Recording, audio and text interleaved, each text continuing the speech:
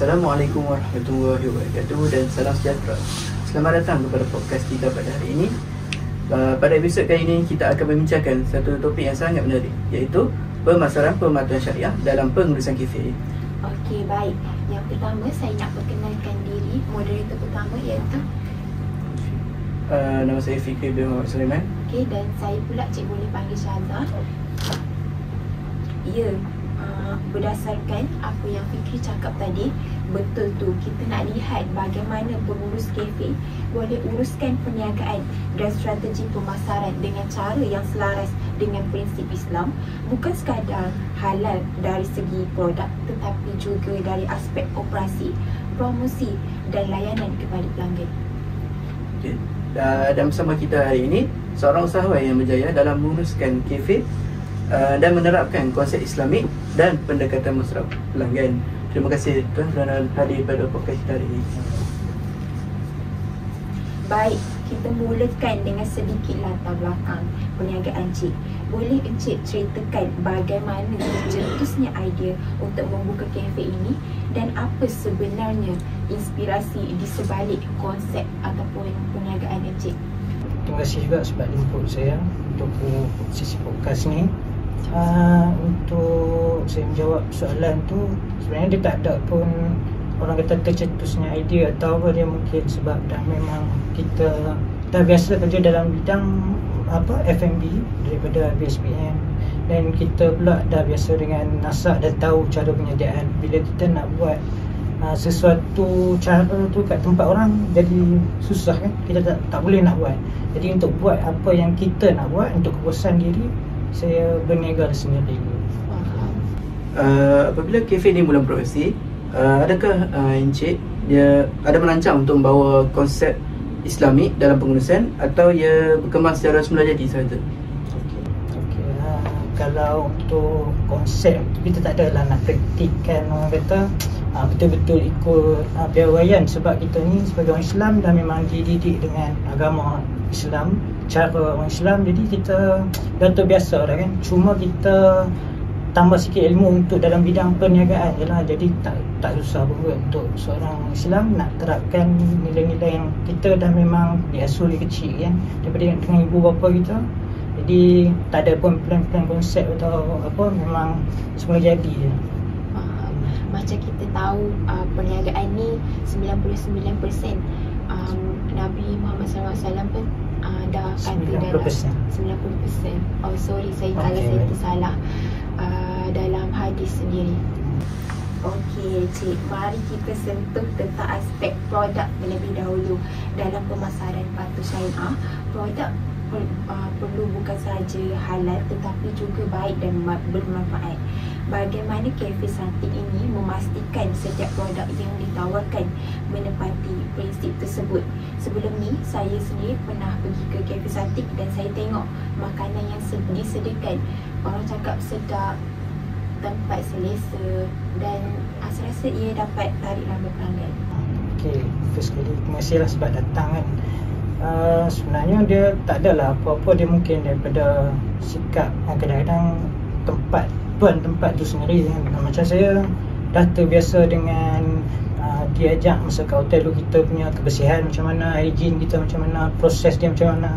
Jadi kita pun terapkan dalam perniagaan benda yang sama ni, cuma dia tak boleh nak capai 100% lah orang kata apa yang standard kita nak, sebab kita berurusan pun dengan manusia kan. Ada manusia yang boleh ikut kita punya standard, tapi kita masih ada bar level lah, orang kata paling kurang pun nak standard yang macam mana. Jadi untuk kebersihan tu memang kita pentingkan sangat, dan untuk penyediaan makanan ke, ruang makan ke, tempat basuh pinggan, semua kebersihan kita utamakan, sebabnya kita sebagai orang Islam pun kita pun tahu konsep makan benda yang halal kan. Jadi dan tak ada sebab pun kalau kita nak biarkan tempat yang kita cari rezeki tu untuk kita jana pendapatan, macam tak elok lah. Dan bagaimana Cik sediakan setiap makanan ataupun orang panggil produk perkhidmatan yang Cik sediakan menepati prinsip syariat tersebut? Okey, kalau kita nak ikut nak menepati konsep ni, sebenarnya dia bukannya untuk produk saja. Sebenarnya daripada kita drive balik daripada apa bahan tu sendiri pun kita dah kena tahu juga daripada mana sumber, macam mana cara dia sembelih ayam tu. Jadi bagi saya untuk proses penyediaan tak ada masalah, tapi untuk cari kita punya supplier tu agak sukar lah sekarang. Tambah pula dengan banyak sektor-sektor yang F&B ni sebenarnya sektor yang besar, dimonopoli oleh bukan Bumi Putra lah kan, yang kita tahu. Tapi sebab untuk dekat Changlong ni kita ada Ayam Bismi kan, jadi kita pun ada guna juga produk-produk orang Muslim Islam yang dipercayai. Sebab ada juga produk orang Muslim Islam yang dia pun ambil ke China juga sebenarnya, tapi dia jual di atas nama dia kan. Jadi kita sebagai owner pun kena tahu juga asal-usul, barulah kita boleh buat penyediaan produk yang baik. Sebab kalau bahan pun tak elok, macam mana kita nak dapatkan produk yang elok kan. Terima kasih panel kerana menjawab soalan kami. Baiklah, kita teruskan kepada soalan yang kedua, iaitu dari segi harga. Islam ni menekankan keadilan dan kejujuran, jadi dan melarang penindasan. Contohkah kafe cantik ini menetapkan harga yang berpatutan dan dalam masa yang sama dapat bersaing dengan di pasaran? Kalau untuk harga ni memang dia salah satu cabaran juga, sebab harga barang pun kadang-kadang dia naik dan turun, dan dalam masa yang sama kita nak jaga kita tak menindas orang ataupun memperdayakan orang lah kan. Macam kita jual harga yang terlalu tinggi, beli 4 kali ganda banyak sangat pun dah tak boleh. Jadi kita punya target mungkin dalam margin 30% pun dah okey dah, tak adalah nak untung sampai 3 kali ganda ke, tak ada. Sekali ganda pun kadang-kadang pun tak sampai. Jadi yang pentingnya apa yang kita nak sampaikan, kita dapat sampaikan produk yang baik, sihat, dan orang boleh datang dan datang lagi. Yang tu je, kita tak nak orang datang sekali je. Jadi kalau terlalu kita ambil untung tu banyak sangat pun susah untuk orang nak datang balik. Jadi untuk harga ni kebanyakannya saya akan ambil dalam 15% je untung dia. Daripada untung tu maksudnya belum tolak gaji, belum kita tolak apa semua. Jadi maksudnya F&B untuk hari ni tak adalah boleh buat untung sangat pun, tapi dia cukup untuk kita survive lah. Jangan ingat kita beli barang RM3 kita boleh jual sampai RM23, tak ada. Tu kalau ada pun mungkin bukan dalam sektor kita yang kecil-kecil ni, kebanyakannya yang besar-besar lah. Pengelang, pengeluar kan, itu mungkin lah. Okey Cik, dalam dunia sekarang media sosial menjadi medium utama untuk promosi. Namun dalam pemasaran Islam, promosi tak boleh berlebihan ataupun mengelirukan pelanggan. Jadi bagaimana kafe cantik ni menjalankan promosi yang menarik tetapi masih beretika dan patuh syariah? Macam kita lihat kafe cantik sendiri, dia telah tarik ramai pelanggan untuk datang. Sebab daripada awal lagi kan memang kita pun sedia maklum lah pasal kita nak zaman sekarang ni dah terlalu banyak sangat kita promote sampai kita lupa batas-batas yang sepatutnya lah. Contohnya kita terlalu iklan gambar udang yang besar, tapi bila customer datang dia dapat udang tak sama macam dalam gambar, itu dah timbulkan satu orang itu tipu daya ataupun penipuan bagi customer tu. So macam saya pula, saya ambil langkah yang paling selamat sekali adalah dengan cara marketing mulut je lah. So untuk kita tahu standard kita macam mana, ataupun produk kita ni boleh dipasarkan lah, ataupun kita perlu check balik. Jadi mulut ke mulut je, saya tak ada buat iklan di TikTok ke apa. Post tu ada, tapi kita bukannya post macam setiap hari buat konten apa, tak ada. Kita mengharapkan mulut-mulut yang pernah makan produk kita untuk sampaikan dekat mulut yang lain. So itu lebih trust daripada kita promote lah. Sebab lagi satu, kita tak nak terlalu mempromosi benda yang kita tak mampu nak buat. Kadang-kadang kita terlalu mempromosi benda yang sometimes tu bagi harapan ke orang, bila orang datang tengok-tengok macam ni je. Jadi kita tak nak macam tu. Untuk pastikan produk kita tu okey ke tak okey ke, kita tengok customer kita banyak mana datang, repeat customer, dan banyak mana customer baru. Customer baru ni akan datang of course daripada mulut-mulut orang. So saya punya marketing mulut ke mulut je lah. Kita tak ada post ke social media ke, kita nak promosi. Social media kita guna hanya untuk memaklumkan buka ataupun tutup, dan juga kalau ada sikit-sikit konten yang budak student yang terlibat untuk buat projek, itu mungkin kita adalah. Tapi kalau untuk kita sendiri setiap hari mempromosikan produk kita, tak ada. Kita just percaya apa yang kita buat dan insyaAllah lah kalau kita buat yang baik, Allah pun bagi benda yang baik bagi kita. Menarik betul ilmu yang Cik kongsikan, di mana ia sangatlah berteraskan kepada prinsip syariah, dan saya sendiri dapat terinspirasi daripada perkongsian Cik tadi sebentar tadi. Ya betul, saya sangat setuju dengan Cik punya huraian. Baiklah, kita teruskan di selain pada promosi, tempat juga menjadi satu faktor yang penting. Apa pertimbangan Encik dalam memilih tempat dan reka bentuk kafe supaya selesa dan mencerminkan nilai Islamik? Seperti yang saya sendiri pernah pergi kafe tu, dan kita lihat kafe cantik ni dia kawasan yang strategik sebab dia berdekatan dengan masjid dan dia terletak di pusat Islam. Sebenarnya kalau cerita tempat ni lawak sikit, sebab saya sebelum saya masuk ke UM, saya tak tahu pun pusat Islam ni kat mana. Dan dulu masa saya kerja dengan orang, dengan saya buka peniaga di Kulim, saya selalu marah. Time maghrib mesti orang ramai, time maghrib je orang ramai. Jadi kita dah tak boleh nak pergi sembahyang kan. Saya cakap susah betul, jadi maghrib pun tutup je. Tapi masa tu kita kerja dengan orang, jadi owner tak nak tutup, kita tak boleh buat apa lah. Kita pun terpaksa kerja. Lepas tu nak dijadikan cerita, saya masuklah cari tempat dalam 2 tempat ke 3 tempat untuk niaga. Salah satu dia dapat di UM, tapi di UM ni saya tak boleh main sebab masa tu PKP. Nak dekat-dekat habis dah PKP, hujung PKP. Saya tak tahu pusat Islam ni kat mana. Bagi saya pusat Islam mungkin dekat dengan tempat-tempat student ke, saya tak main tengok pun. Jadi saya pun apply. Bila saya apply, saya tengok pusat Islam sendiri panggil interview apa semua. Masa saya datang tu cuti semester, so saya tengok besar tempat parking besar ni, mesti ramai memang. Dan saya tak tahu pun kat mana road laluan student atau apa. Jadi tempat ni saya tak pilih pun, Allah yang letakkan saya. Sebab dulu saya dah bising sangat kan, maghrib tak boleh nak semayang lah tu. So Allah parking saya betul-betul kat depan masjid sekarang. Jadi bagi saya dalam niaga ni sebenarnya kita sebagai peniaga ni, bos kita yang paling besar Allah lah kan. Sebab dia boleh atok kita kat mana. Sebab dulu saya selalu marah tu kerja, saya cakap nak kerja habis sangat sampai maghrib pun tak mau tutup sekejap. Saya kata nak pergi orang bersemayang. Sekarang Allah dah parking saya depan masjid. Jadi tempat ni sebenarnya saya tak pilih. Mungkin ada apa sebab lah Allah letak kat situ kan. Mungkin untuk menaikkan balik. Sebab pusat Islam ni dulu masa saya masuk, dia dah ditinggalkan 2 tahun, 3 tahun. Jadi tempat tu dah jadi suram. Jadi untuk tarik orang sebenarnya dia bukanlah satu yang mudah dan kan satu yang susah sebenarnya. Kita cuma usaha buat kan, tapi untuk dapatkan orang punya kepercayaan tu yang susah sebenarnya. Untuk tarik orang dia tak susah, dan saya pun tak pilih lokasi ni. Mungkin dah ditetapkan, tapi saya bersyukur sangat dapat tempat macam tu. At least banyak peluang-peluang yang boleh digunakan untuk buat kebaikan lah. Yang dulu masa saya kerja dengan orang, saya duduk selalu sangat duduk kritik bos saya kan. Sekarang orang pula kritik saya lah. Sangat terinspirasi di mana Cik gunakan nilai Islamik tu sendiri. Selalu kita tengok macam tempat-tempat kedai makan, kadang-kadang tak sediakan tempat solat. Dah kita tahu kita pergi masjid tak ada tempat solat. So tak baiklah sebagai orang Islam. Okey, soalan yang seterusnya, dalam sesebuah perniagaan, orang atau pekerja memainkan peranan besar, terutama yang berhadapan terus dengan pelanggan. Bagaimana kafe cantik sendiri memastikan pekerja dia sentiasa beradab, beretika dan mencerminkan imej Islam dalam perkhidmatan mereka?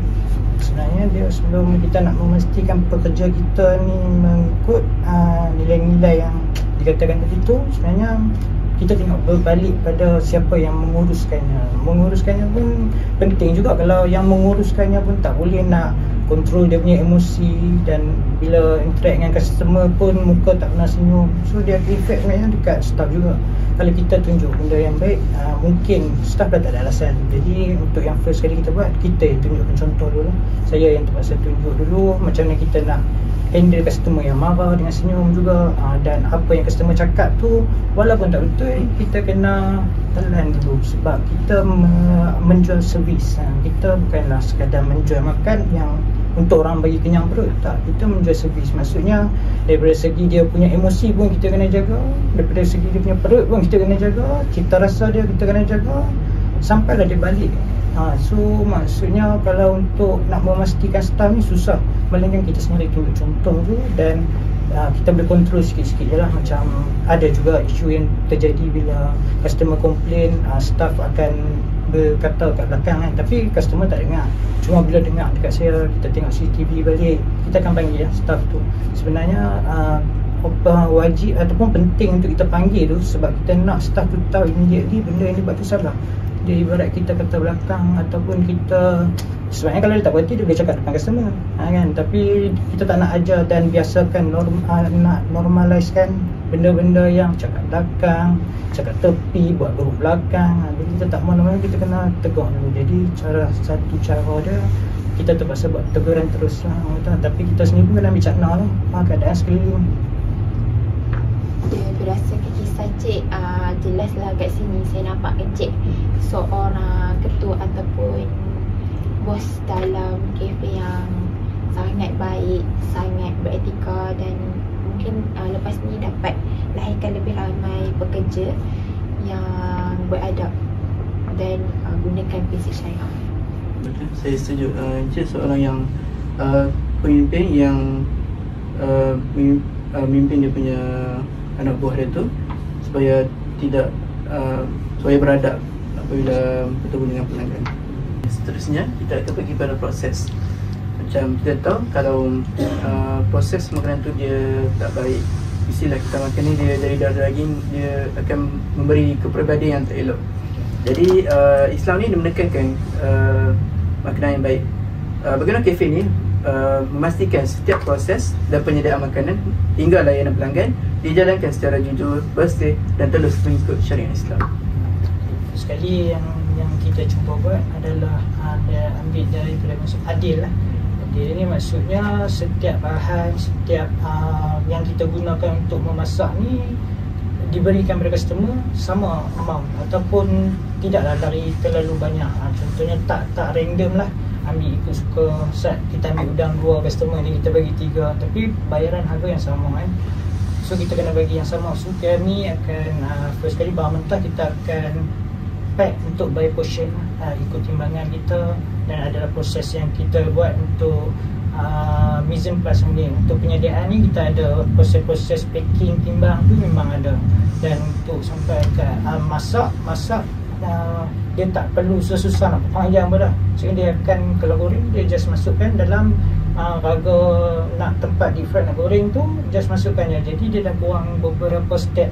Contohnya tak payah celup tepung, tak payah nak perap, tu semua dah meringkaskan proses yang mungkin boleh jadi tercemar ataupun orang kata kebersihan yang tak dijaga kan. Jadi saya cuba cutkan lah proses-proses yang tak perlu, yang kita boleh cepatkan, kita cuba buat. Tapi yang tak bolehnya macam bila barang sampai kita dah tak boleh nak cepat-cepatkan sangat, kita tetap kena cuci apa semua. Tapi untuk time masak tu yang penting, sebab time masak ni kadang-kadang kita faham lah, macam dapur sesetengah kedai ada yang nanti lepas dia masak baru dia akan kemas kan. Tapi macam kita pun macam mana dalam keadaan pun sentiasa dah cuba memastikan kebersihan tu. Sebab satunya kita tak tahu bila-bila je KM dia main. Yang keduanya, kebersihan ni penting sebab dia mempengaruhi rasa makanan tu sebenarnya. Tanpa orang sedar lah, ada orang ingat sagi dia kemas apa semua okey. Sebenarnya tak, dia macam mana persekitaran kita kerja memastikan kualiti makanan. Kalau kita buat kerja dalam keadaan yang tempat tu tak bersih kan, tak berpelok, dia pengaruh juga kat kedai makan. Sebab tu kalau kita pergi kedai restoran yang besar, sedap kedai tu, sebab mungkin dia punya persekitaran tempat masak dia orang kata bersih, teratur kan. Jadi walaupun kita kedai kampung pun, macam saya pun kedai kampung lah, orang kata kedai-kedai biasa ni kan, kita tetap pentingkan kebersihan tu dulu. Memang betul, sebab saya sendiri yang pergi ke Cafe Shanty tu, masa tiap persekitaran Cafe Shanty tu memang bersih, memang mereka mengamalkan kebersihan di premis tu. Okay, macam cik kata tadi, persekitaran Cafe Shanty bersih, tenang. Okey, saya nak tanya cik semula, bagaimana cik persekitaran yang tenang, bersih dan mencerminkan identiti Islam dekat kafe tersebut? Kalau nak kata kita cipta tu taklah kan, tapi kita tak tahu benda tu dia semua jadi kan. Tempat tu sendiri pun dalam suasana yang tenang, jauh daripada bising-bising tempat-tempat yang huri-huri kan. Yang paling dekat pun masjid. Jadi memang tenang lah kan. Cuma untuk kedai itu sendiri kita wujudkan dengan cara jaga kita punya staff supaya tak mengganggu perbincangan ataupun apa saja yang customer tengah buat kat kedai, supaya kita tak cakap kuat sampai customer dengar bergelak berlebihan. Bukan maksudnya tak boleh, maksudnya staff ni dia boleh juga bercakap, tapi kita masih pentingkan batas tu. Macam mana pun kita kena kontrol, baru dia akan jadi. Kalau staff ni pun dah bergelak sampai satu kedai dengar, dia takkan jadi tenang lah. Dia akan jadi mungkin lain lah kan. Jadi untuk tu saya jaga suasana kedai tu mungkin daripada sikap staff ni yang berada di hadapan lah, yang nak uruskan customer, nak melayan customer. Baiklah, kita akan pergi kepada cabaran pula. Kita tahu setiap perniagaan mesti ada keuntungan, mesti ada cabaran. Boleh tak Encik kongsikan apa cabaran utama yang Encik pernah hadapi dalam memastikan pematuhan syariah dan masa yang sama bersaing dalam industri makanan dan minuman? Cabaran kalau yang betul-betulnya cabaran tu kewangan lah kan, kalau betul. Tapi sebenarnya yang paling mencabar lagi adalah manusia. Macam mana kita nak urus, macam mana kita ambil orang tu bekerja, dia menjadi amanah kat kita kan. So apa-apa je yang dia buat di bawah tanggungan kita. Hatta kalau dia tak semayang pun kita nak tanggung. Dan kalau kita suruh dia tak buat tu lain kan. Jadi sebenarnya yang masalah paling orang kata paling susah sekali menguruskan manusia bagi saya lah. Kewangan tu saya boleh ni lagi, kita boleh pejam mata lagi. Tapi kalau kata manusia, kita susah sebab kita tegur tak semestinya melambangkan kita yang bagus. Tapi ada orang bila ditegur, dia merasakan macam bagus sangat. Jadi kita nak macam mana kita nak perbaiki ataupun nak facekan benda tu supaya bila kita tegur staff kita ke apa-apa, dia tak melenting ataupun melantun balik ke kita kan. So banyaklah beberapa kali juga kita pun ada masalah sebab generasi pun dah berbeza kan. Generasi yang kerja masa ni ada dua, satu yang umur dah 40 lebih, satu lagi yang umur 20. So dia cara nak handle pun, nak tegur pun berbeza, nak sampaikan arahan pun berbeza. So paling mencabar sekali menguruskan manusia. Okay, terima kasih Cik. Sangat banyak ilmu yang saya dapat. Dan saya nak tanya soalan lagi. Bagaimana pula dengan penerimaan pelanggan itu sendiri terhadap konsep kafe Santik ini yang sangat menitikkan nilai Islami? Adakah mereka lebih yakin dan selesa dengan kaedah ataupun langkah yang Cik bawa dalam kafe Santik tersebut? Tak nak cakap semua yang boleh terima, tak lah. Tapi sebenarnya kafe Santik ni kita buat bukanlah untuk satu konsep yang grab and go. Kita buat untuk kafe co-working space. Maksudnya untuk orang datang buat discussion, buat segmen. Dia tak boleh terlalu rush. Selagi 30 minit ada kelas, nak datang makan kat tempat kita memang tak sesuai. So ada customer yang dia ingat macam tu. Jadi penerimaan pelanggan tu atas masing-masing punya pandangan lah kan. Tapi memang kalau ikut asal konsep yang kedai kita nak buat, memang kita nak buat tempat yang satu tempat yang selain library, tempat kita boleh juga untuk dijadikan library lah. Cuma mungkinlah buat masa sekarang kita punya operation sampai petang, tak sampai malam kan. Jadi untuk yang nak datang makan ke ataupun yang dah datang makan, kita lagi suka yang tak rushing. Orang kata dia memang datang nak buat kerja, nak santai. Itu sebenarnya konsep yang kita nak bawa je. Kalau macam tu bolehlah lepas ni saya pergi tajir kat situ. Okey. Seterusnya dalam pemasaran Islam ni, nilai kejujuran, amanah dan keadilan sangat penting. Macam mana kafe ni dia mengamalkan nilai-nilai tersebut dalam urusan seharian bersama pelanggan, pembekal dan juga kaki tangan? Macam saya cakap tadi lah kan, daripada segi pelanggan tu memang apa yang dia setiap orang bayar akan dapat amount yang sama lah. Sebab kita pun dah packing setiap macam spaghetti kita packing, kuah pun kita packing, kuah satu portion, spaghetti satu. So daripada segi adil amanah tu untuk customer, bagi saya dah buat yang terbaik lah. Cuma kalau ada pun kekurangan, mungkinlah daripada diri sendiri kan. Tapi kita akan sentiasa cari mana loophole yang kita boleh perbaiki. Tapi kalau yang untuk dengan staff ke ataupun orang-orang yang tiada kaitan macam supplier kan, kita just amanah dengan janji kita. Sebenarnya mulut kita ni terlalu mudah mengotalkan janji. Petang ni aku datang ni, ataupun esok aku datang bayar, tapi kita tak buat kan. Jadi yang paling penting sekali, jangan suka-suka tak berjanji je. Macam saya first sekali yang paling saya agak selalu hutang lah. Hutang ni akan menyebabkan kita ni berkata bohong banyak nanti, memungkiri janji banyak. Jadi yang saya jaga dengan supplier tak hutang lah. Tapi kalau dengan staff ni tak ada apa kot, saya just buat macam saya pun bekerja. Jadi saya pun buat kerja macam ni orang buat. So kita tak ada lah orang kata gap ataupun perbezaan bos ke, kita rasa macam tak adil, dia buat kerja teruk, dia dapat gaji sikit ke, tak ada. So saya pun ambil gaji, dia orang pun dapat gaji, kita dibayar buat apa yang kita buat, kerja yang kita buat. Kalau saya bagi lebih sedangkan kerja tu dia tak buat, so benda tu dia adik tu dia dapat tak berkat dan dia takkan pernah cukup. Jadi kita buat, saya selalu terangkan apa yang saya dah nyatakan dalam job scope, just buat ikut job scope yang kita. So insyaAllah lah, orang kata kalau you buat itu, saya pun bagi gaji setimpal je dengan apa yang dia orang minta, bukan yang saya tetapkan, yang dia orang minta. Sebab masa kita interview, kita akan tanya berapa expectation gaji dia dan apa yang dia boleh buat. Kalau kita tengok okey, kita akan ambil. Sebab tu masa pemilihan pekerja tu pun penting. Okay, terima kasih Cik. Kita berehat sebentar. Baik. Baiklah, kita akan teruskan kepada bahagian akhir, iaitu harapan dan nasihat. Okey, kita lihat ke masa hadapan, apakah perancangan atau harapan Tuan untuk kafe ini dari segi perkembangan, pemasaran dan hala tuju perniagaan. Jadi kalau ikut planning tu untuk ke depan ni, kita cuba tambah baik apa yang boleh dan kita bagi balik lah apa yang pelanggan dah support kita akan bagi balik pada komuniti. Dan sebolehnya kita tak naklah menjadi satu kafe yang orang nak makan tu dia berfikir banyak. Kadang-kadang nak makan pun ramai sangat pun akan jadi sebab juga orang tak nak pergi, nak kena beratur.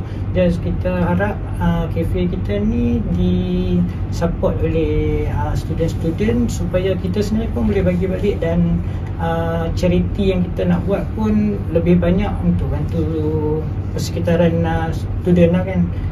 Jadi ke depan ni mungkin kita cuba cari satu niche yang satu produk je kita nak jual, ataupun dua produk. Untuk satu kedai, dua produk macam tu je. Kita dah, sekarang ni kita masih dalam fasa try and error lagi, untuk tahu apa demand yang kuat dalam ni, apa yang student makan. Jadi dalam 3 tahun pertama ni memang saya masih dalam proses kajian lagi lah. Tapi untuk ke depan ni insyaAllah kita cuba buka outlet kecil-kecil je apa. Macam saya tengok Cik telah kongsikan banyak, dapat bagi inspirasi ataupun banyak pengalaman. Jadi saya nak tanya Cik sendiri, apakah nasihat ataupun pesanan Cik untuk usahawan muda yang ingin membuka perniagaan tetapi dalam masa yang sama mahu memastikan perniagaan ikut konsep Islami ataupun prinsip syariah tersebut? Ini bukanlah nasihat lah, ini daripada pandangan apa pengalaman yang saya dah lalui ya. First sekali, kalau untuk orang muda yang nak berniaga, yang pentingnya guna apa yang ada di tangan dulu, jangan berhutang.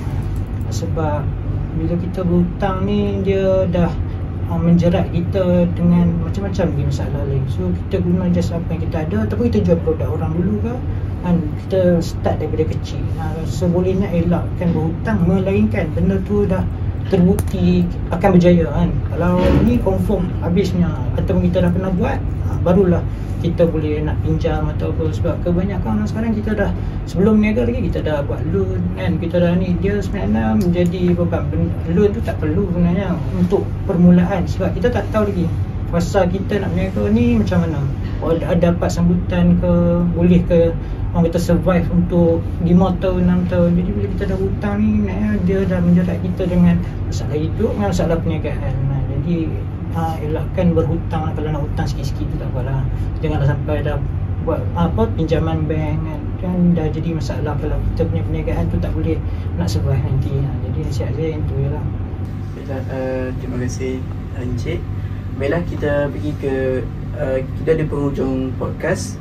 Terima kasih banyak-banyak Tuan atas perkongsian yang sangat menarik dan bermanfaat. Semoga kita mendapat ilmu yang disampaikan oleh Tuan.